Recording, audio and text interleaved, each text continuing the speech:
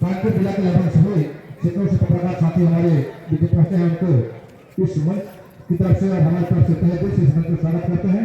उनका हार्दिक खाए हवन पावरे मुक्ति पर जलाए हन मसाल रे क्रांति पर उठाए हवन पावरे मुक्ति पर जलाए हन मसाल रे गरीबी मिटाना है भूखमरी भगाना है, गरीबी मिटाना है भूखमरी भगाना है, इनकलाब जिंदाबाद हम नीलो रे ला नीलो रे ला नीलो रे ला नीलो रे भूखमरी भगाना है, गरीबी मिटाना है भूखमरी भगाना है, लाभो सुख चैन के अमन नीलो रे ला नीलो रे ला नीलो रे ला नीलो रे ला रे लो अब तो जमो छत्तीसगढ़ी है जाग के श्री शीतला मावली तेरी सती माई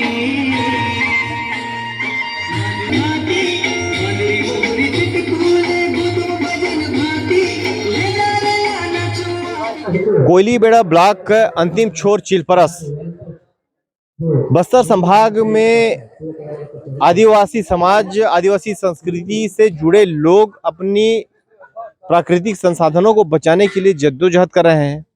एक और आधुनिकता की दौड़ में दौड़ रहे युवा अपनी जो परंपरागत नीति थी, रीति थी, रिवाज थे, उसे भूलते जा रहे हैं।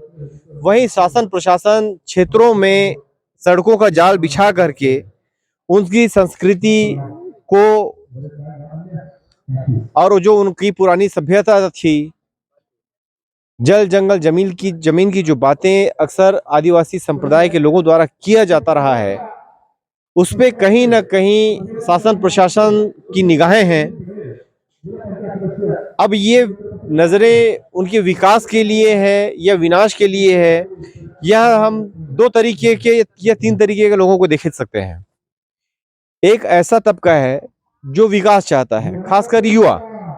वो सड़कें चाहता है, मोबाइल चाहता है, मोटरसाइकिल चाहता है, जिससे वो शहरों की तरह जिंदगी बसर कर सके, क्योंकि व्हाट्सएप, फेसबुक जो लोग चलाते हैं वो अब आधुनिकता की दौड़ में जाने लगे हैं। किंतु वही व्हाट्सएप और फेसबुक एक ऐसा माध्यम बन गया है कि वो उसमें कई ग्रुप्स बन गए हैं। अपने समाज को लेकर, अपने समाज को बचाने के को लेकर लोग उससे भी जुड़ रहे हैं।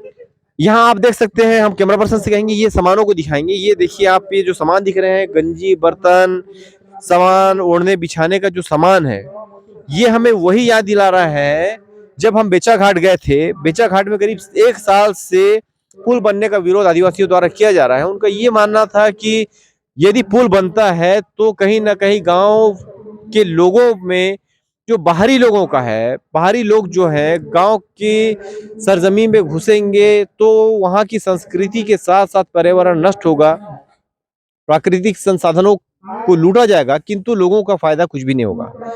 और इसमें कोई, मैं कहने से गुरेज भी नहीं करूंगा कि वास्तव में खदानें तो खुल रही हैं। 4 गांव माइंस हो गई, भिलाई स्टील प्लांट हो गया, इसका पूरी तरह से दोहन हो रहा है। और आदिवासी जो संस्कृति को बचाए रखने वाले हैं, उनका कहीं ना कहीं शोषण भी किया जा रहा है। पुराने लोग की हम जहां तक बात करें, हम कुछ लोग हैं यहाँ पे, हम इनसे भी बात करेंगे और सुनेंगे कि वास्तव में इनकी क्या राय है, क्या राय रखते हैं ये लोग कि सड़कें बननी चाहिए, फोर्स आनी चाहिए। आज जो चिलपरस में चल रहा है वो यहाँ पे जो सुरक्षा बलों का कैंप लगाया गया है, उसके विरोध में यहाँ धरने में बैठे हैं। आज से शुरू है, 2 रोज से शुरू है। लोग बढ़ते जा रहे हैं, कारवां बढ़ता जा रहा है। जैसे कि बेचा घाट में पुल का विरोध किया जा रहा था, उसी तारतम्य में यहाँ पे पुलिस कैंप का विरोध किया जा रहा है। यहाँ बैठे हैं कुछ भाई, हम इनसे पूछते हैं। अच्छा, आप कौन से गांव से हो ये बताइए? हम लोग जुंगड़ा के हैं। आप जुंगड़ा से हैं? हाँ। तो आप ये बताइए, यहाँ पे जो वो बीएसएफ कैंप का है, उसका विरोध किस लिए कर रहे हैं? हम लोग कर रहे हैं कि हमको, क्योंकि जंगल हमारा है। उन लोग अगर हम लोग काटते हैं तो फिर उन लोग काटते हैं तो उन लोग गार्ड नहीं पकड़ते हैं, तो हम लोग काटते हैं तो गार्ड लोग भी हम लोग बोलते हैं।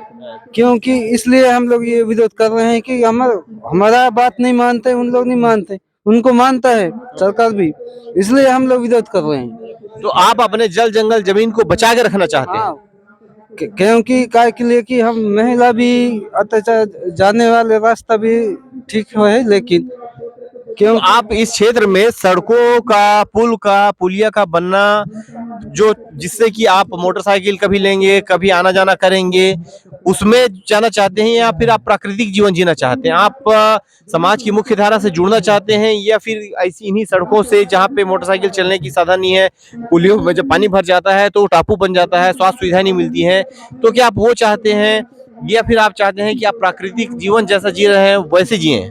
क्या हम लोग पहले से इतना कमाई मेहनत कर रहे हैं, पहले से लाए हैं, हमको सड़क नहीं चाहिए ना पुल नहीं चाहिए। हम अभी बाइक में चलते हैं, ऐसे चलते हैं, कितना काम किए हैं, हमको कोई नहीं चाहिए। आप उनको कोई नहीं चाहिए। अच्छा ये बताइए, सड़कों से फायदा किसको होगा? मतलब आपको क्या लगता है, सड़क बनेगी, इधर से खदानें खुलेंगी, यहाँ का जो प्राकृतिक संसाधन है, लोहा है, मैग्नीशियम है, जो भी चीज है, जो भी यहाँ पे चीजें हैं, उन सब चीजों का दोहन किया जाएगा, तो इससे फायदा किसको होने वाला है? सरकार को होगा। सरकार को होगा। हाँ, इसलिए उन लोग सड़क पुल बनाने वाले यहाँ कैंप पे थे। कुल मिला के इनका भी कहना है कि पुल पुलिया और सड़क जो बन रही है वो उद्योगपतियों के लिए बन रही है, सरकार के लिए बन रही है, ना ही ग्रामीणों के लिए।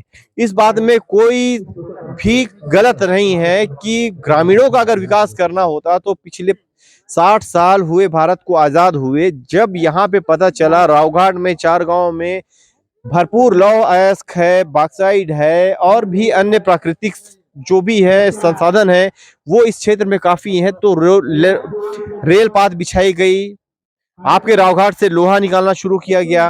वो लोगों के लिए नहीं थे, लोगों को सिर्फ एक पैसेंजर गाड़ी दे दी गई, जबकि वो लोह पात जो बिछाया जा रहा है वो लोगों के लिए। अगर इस क्षेत्र में रावघाट परियोजना शुरू नहीं होती तो क्या सरकार यहाँ पे रेल लाइन बिछाती?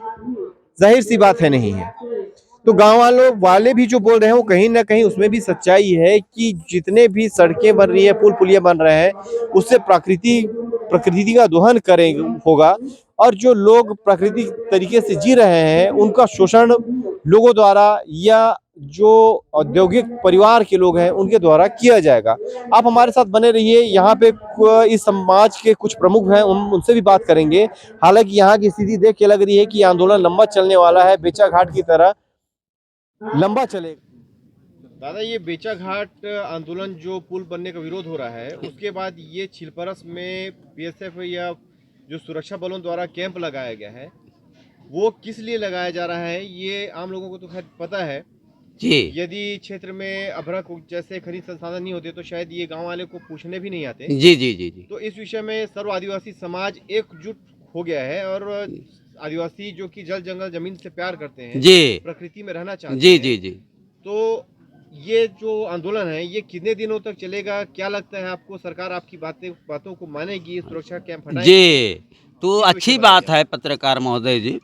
आप लोग जो है, हम लोग जो बेजाकाड़ घाट माने घाट में पुल का निर्माण हुआ, परंतु आप ये जो है अपना 5वीं अनुसूची क्षेत्र में जो कम से कम ग्राम सभा को मैंने प्रस्ताव लेना चाहिए, तो वो लोग प्रस्ताव देता था कि भाई अपना समस्या का हल हो जाएगा, होना चाहिए, ये होना था, परंतु वो नहीं, मन ही मन कर रहा है। तो हम लोग कहते हैं, ये बस्तरवासी लोग, या हमको बगैर पूछे कर रहा है, उतना दिन तो हम नदी नाला से आसपास सगा समाज अपना आना जाना कर रही है। ये कारण क्या है? ये बस्तर को उद्यान करने के लिए पुल बांध रहा है क्या? कारण नहीं है सर।